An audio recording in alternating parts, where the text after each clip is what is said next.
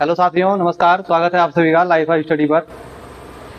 तो आज की क्लास में हम देखेंगे कि एक समान विद्युत क्षेत्र में विद्युत द्विध्रुव पर लगने वाला बल युग्म का आघूर्ण। तो अभी आप पिछले वीडियो में देख रहे थे, शायद पिछले वीडियो में मैंने बताया था कि निरक्षीय रेखा पर विभव का मान, विद्युत द्विध्रुव आघूर्ण के कारण निरक्षीय रेखा पर विभव का मान जो कि कितना होता है, 0 होता है। तो हमने लगभग 3-4 फार्मूला विद्युत द्विध्रुव आघूर्ण से संबंधित निकाल चुके हैं। तो आप देखेंगे कि सबसे पहले हमने देखा था कि विद्युत द्विध्रुव आघूर्ण के कारण अक्षीय रेखा पर विद्युत क्षेत्र की तीव्रता का मान। तो विद्युत क्षेत्र की तीव्रता का मान जो आया था, लगभग आया था E बराबर, अक्षीय रेखा की बात कर रहा हूं, किसका? अक्षीय रेखा का, अक्षीय रेखा पर। तो अक्षीय रेखा पर जो विद्युत क्षेत्र की तीव्रता आई थी वो 1/4 पाई एप्सिलॉन नॉट 2p/r³। ये हमने निकाला था कि अक्षीय रेखा पर किसी बिंदु पर विद्युत क्षेत्र की तीव्रता का मान। तो उसी प्रकार हमने निरक्षीय रेखा पर निकाला था। तो निरक्षीय रेखा पे क्या आया था? निरक्षीय रेखा पर, निरक्षीय रेखा पर E बराबर 1/4 पाई एप्सिलॉन नॉट p/r³। ये अक्षीय रेखा पे आया। तो उसी तरीके से ये विद्युत क्षेत्र की तीव्रता है। तो मैंने विभव की बात किया। जो विभव होता है, विभव अक्षीय रेखा पर जो विभव का मान होता है वह होता है 1/4 पाई एप्सिलॉन नॉट p/r²। उसके बाद जो विभव का मान निरक्षीय रेखा पर होता है वह कितना होता है? 0। तो ये हम 4 डेरिवेशन कर चुके हैं। तो हम आगे देखेंगे, इसके आगे विद्युत द्विध्रुव आघूर्ण को जब किसी एक समान विद्युत क्षेत्र में रखा जाता है तो उस पर लगने वाले बल युग्म आघूर्ण का मान निकालेंगे, जो कि बहुत इंपॉर्टेंट है, लगातार एग्जाम में पूछा जाता है। तो आइए देखते हैं।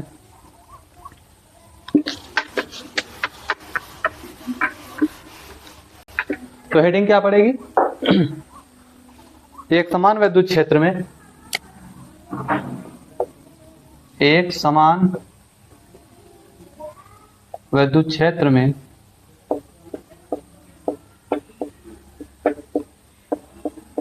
स्थित विद्युत द्विध्रुव आघूर्ण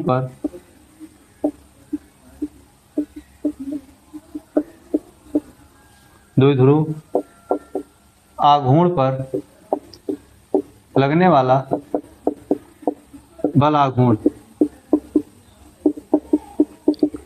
तो हेडिंग क्या है? एक समान विद्युत क्षेत्र में स्थित विद्युत द्विध्रुव आघूर्ण पर लगने वाले बल युग्म का बल आघूर्ण का मान।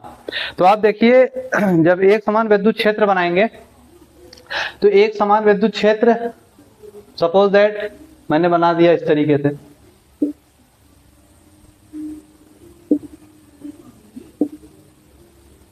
ये मान लीजिए विद्युत क्षेत्र है। ये क्या है? विद्युत क्षेत्र है। तो इसमें एक विद्युत द्विध्रुव निकाय रखा। क्या रखा? विद्युत द्विध्रुव निकाय। तो विद्युत द्विध्रुव निकाय क्या होता है? एक ऐसा निकाय होता है जो समान परिमाण के परंतु विपरीत प्रकार के आवेश अत्यंत अल्प दूरी पर स्थित होते हैं। तो ये माइनस क्यू, प्लस क्यू और इनके बीच की दूरी क्या है? 2l। तो ये एक बल युग्म मतलब विद्युत द्विध्रुव आघूर्ण बन गया। तो विद्युत द्विध्रुव आघूर्ण क्या होता है कि विद्युत द्विध्रुव निकाय का कोई एक आवेश और उनके बीच की दूरी का गुणनफल विद्युत द्विध्रुव आघूर्ण कहलाता है। तो हमने क्या देखा था? P बराबर, तो एक आवेश क्यू गुणे उनके बीच की दूरी 2l। कितना? 2l। तो P बराबर कितना हो जाता है? 2ql। तो ये हमारा क्या है? विद्युत द्विध्रुव आघूर्ण का फार्मूला। तो इसी तरीके से हम देखेंगे कि इस पर जो बल युग्म का आघूर्ण कार्य करता है उसका डेरिवेशन हम करेंगे। तो इसमें आप देखिए, ये जब विद्युत द्विध्रुव आघूर्ण है तो इस पर विद्युत क्षेत्र के कारण इस पर बल कार्य करेगा, इस पर बल कार्य करेगा। तो बल का मान कितना होता है? जैसे कोई आवेश है वो विद्युत क्षेत्र में रखा है तो उस आवेश पर जो बल का मान होता है वह कितना होता है? जैसे E बराबर, आपने क्या पढ़ा है? E बराबर F/Q। तो F बराबर कितना होगा? F बराबर होगा QE। F बराबर क्या होगा? QE। तो इस ये प्लस क्यों है? इस पर जो विद्युत बल कार्य करेगा ये किधर करेगा? इधर। अब प्लस से विद्युत क्षेत्र की दिशा में जाएगा, इसमें क्या आएगा? QE। इधर कार्य करेगा। और ये माइनस है तो जस्ट इसका विपरीत कार्य करेगा इधर। ये कितना हो जाएगा? QE। इसका मतलब है कि बल बराबर है लेकिन बल बराबर भी है, समांतर भी है और दिशा में विपरीत है। तो इसका मतलब है कि ये देखो, अब ये इस तरीके से बल आघूर्ण है, वैद्युत द्विध्रुव आघूर्ण है, तो एक इस पे कार्य कर रहा है और एक इस पे इधर कार्य कर रहा है, तो ये क्या होगा, ये इस तरीके से घूम जाएगा, ये क्या होगा, घूम जाएगा। तो इसको मान लीजिए कि ये जो वैद्युत द्विध्रुव आघूर्ण है, ये सपोज दैट ये विद्युत क्षेत्र से कितने एंगल पे रखा गया है, थीटा एंगल पे रखा गया है।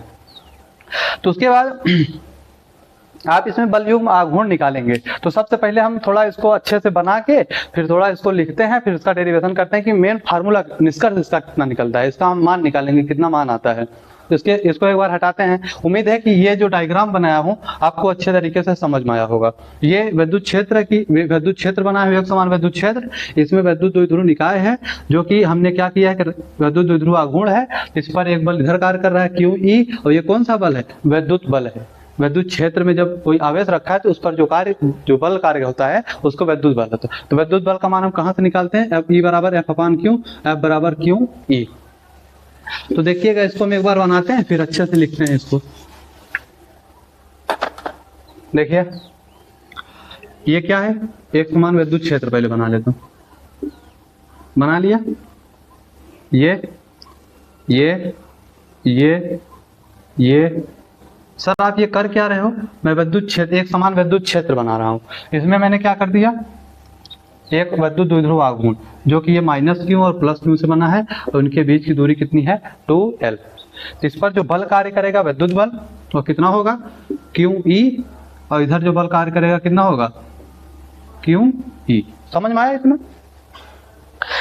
अब देखिए, अच्छा हमको अब लिखेंगे, क्या लिखेंगे कि माना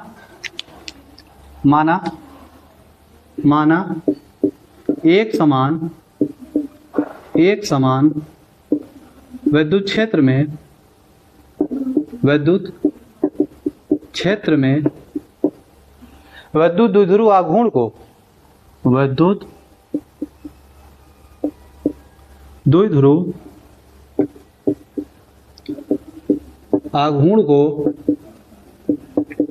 विद्युत क्षेत्र से थीटा एंगल पे रखा गया है, विद्युत क्षेत्र से थीटा कोण पर रखा गया है। विद्युत द्विध्रुव आघूर्ण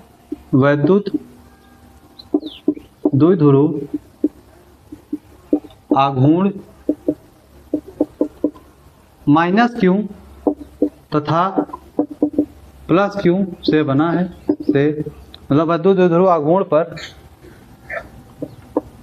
-Q तथा +Q आवेश स्थित है, जिस पर विद्युत बल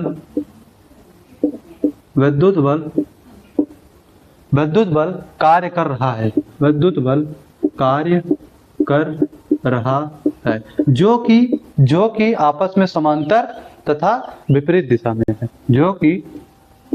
जो कि आपस में समांतर तथा विपरीत दिशा में कार्यरत है, कार्यरत है। अब इससे होगा क्या कि इसमें एक बलयुग्म आघूर्ण कार्य करेगा। तो होता क्या है कि बलों के क्रिया रेखा के बीच की लंबवत दूरी, बल और गुणे बलों के क्रिया रेखा के बीच की लंबवत दूरी। तो आप देखेंगे कि ये बल है, तो बल की क्रिया रेखा अगर आप देखें तो ये है, और इसका देखेंगे तो आप ये है।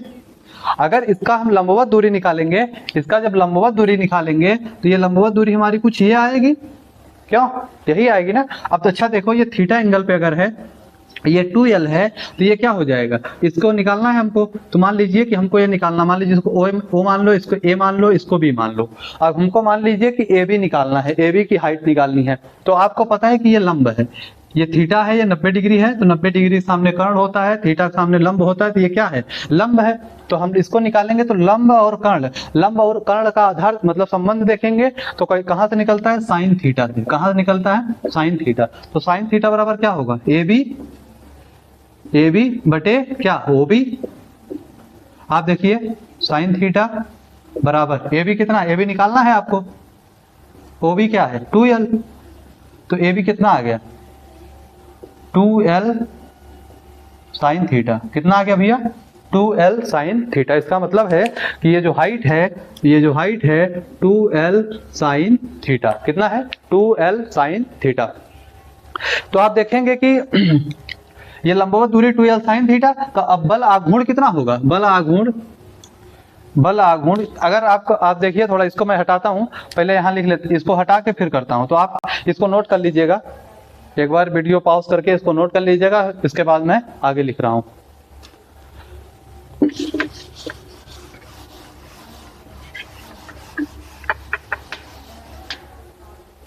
देखिए बल आघूर्ण, वैद्युत द्विध्रुव आघूर्ण पर लगने वाला बल युग्म का आघूर्ण, वैद्युत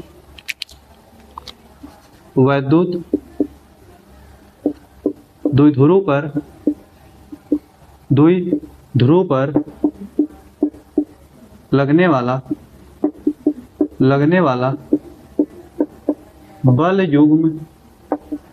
बल युग्म का आघूर्ण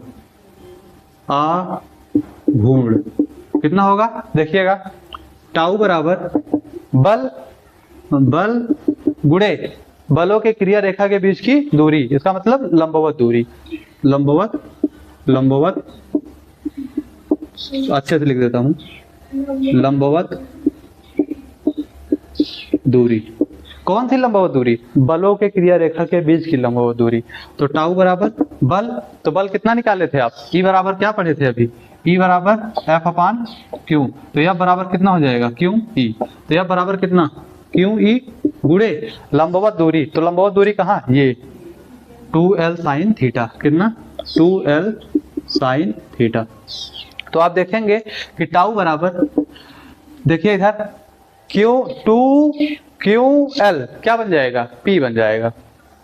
तो P, ये P क्या है, वैद्युत द्विध्रुव आघूर्ण। तो P बचा क्या E और क्या साइन थीटा। तो टाउ बराबर कितना आ गया PE साइन थीटा। इसका मतलब है कि टाउ थीटा पर भी निर्भर कर रहा है। तो थीटा को वैरी करते जाएंगे, टाउ का मान बदलता चला जाएगा। कितना है 90 डिग्री।